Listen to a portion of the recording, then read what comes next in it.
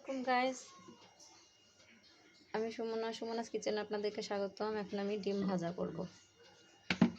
ডিম ভুনা করেছি আজকে, এখন ডিম ভাজা করব।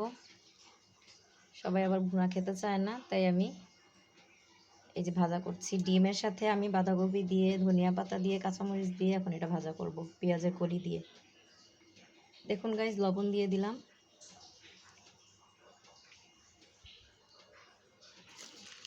এটাকে সুন্দর করে চটকে আগে এখন মাখাবো।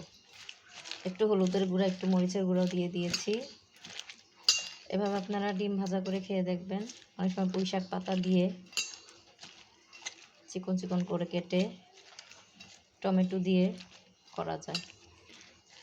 আজকে আমি বাঁধাকপি আছে যেহেতু ঘরে, পাতাকপি আর পেঁয়াজের কলি এটা দিয়ে ভাজবো। গাইস দেখুন, ডিমটা দিয়ে দিয়েছি আমি তেলের মধ্যে। মশলা দিলে দেখুন একটা ডিম এখানে মনে হচ্ছে কত বড়।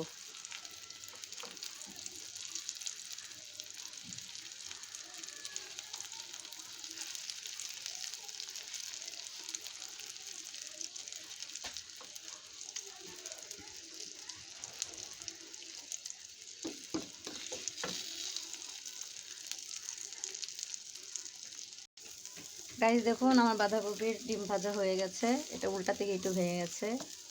মশলা দিলে দেখুন একটা ডিম কত বড় দেখাচ্ছে।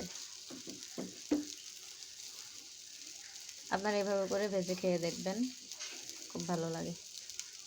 আল্লাহ হাফেজ।